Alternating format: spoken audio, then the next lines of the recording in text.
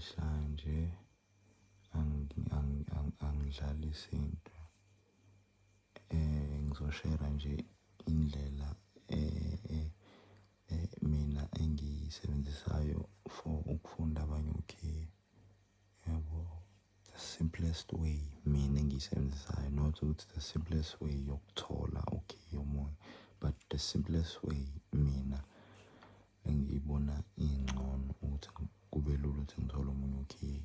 Yabo, because asifani, khona abanezinye iy'ndlela abazibona zi-easy kunale yami, but le eyami engiyisebenzisayo ukuze ngithole omunye ukhiye.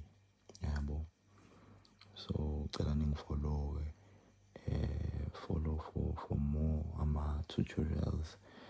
Ngisazoshera nendlela yokuthola ama-scales, ukuthi wazi kanjani ukuthi i-scale lesi sangimuphi ukhiye or i-scale siqhamuka kanjani. Yabo, i-rule yaso. But-ke namhlanje I'll just show indlela yokuthola nje the chords of the following key. Yabo, mhlawumbe umuntu onyukile, yabo, mhlawumbe aducule iculu umuntu wanyuka, ungajahi ukuthi i-button la-transpose. Yabo, because sometimes libuye li-sketches, mhlawumbe kumele uli-on kuqala mase uyanyuka. Yabo, or iculo liyanyuka nje immediately kade udlala. Yabo, ngathi ungaqala unyuke nje ngama-chord, unyuke khona nje la, then-ke usudlalile kancane unyukile, then sungalipressa button lakho. So nayi-ke indlela engiyisebenzisayo. Sizosebenzisa u-F sharp okwanamhlanje. Sisuka ku-F sharp siya ku-G, F sharp siya ku-G. So ngizomvumela-ke u-F sharp uhamba kanje, your first chord 1 2 3 4 5 6 7, then 8 or your 1. So wathola kanjani-ke lama chord ku-G, u-G wona ulandelayo.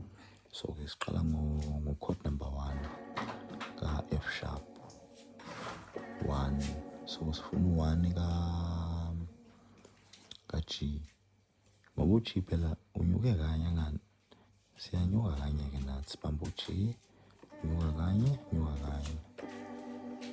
Sesinalo i-chord la-G, sesinalo i-chord la-G lokuqala, this is your 1. Okay, musufuna futhi u-2 ku-G, hlehlela ubuyele ku-F sharp, uyobamba u-2 ka-F sharp, lo waziyo, ukuze uthole u-2 ka-G lo ongawazi. So ifana cishe ithi ayibe i-math. Yabo, you need to substitute X to get the coordinate or the Y value.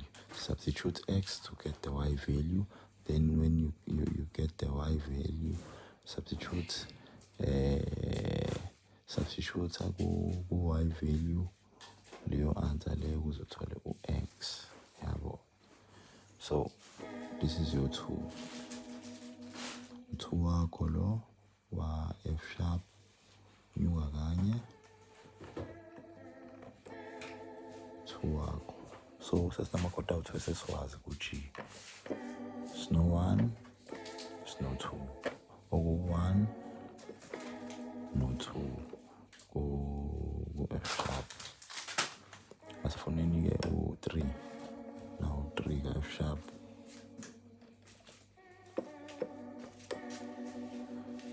u-3 lo ka-G, kanjalo yo 5 unyuka kanye ku-G, yo 5, yo 6 ka-F sharp, kanjalo. Ungafunda bonke okhiye nje lokhu wenza njalo ngoba noma udlala noma-ke okay, asithi usufuna ukudlala ngo-A flat, u-G usuyambiza kanye your first chord, unyuka kanye. Yabo, your second chord ka-G, your second chord ka-G, your second chord ka-A flat, kanjalo kanjalo. Yabo, noma udlala ngo-C sharp, C sharp, ufuna ama-chord ka-D, your first chord ka-D, this is your first chord ka-D, second chord ka-C sharp, ufuna your second chord ka-D. Yabo, kanjalo noma imuphi key ungawufunda. Olise nge-video ende. Thank you.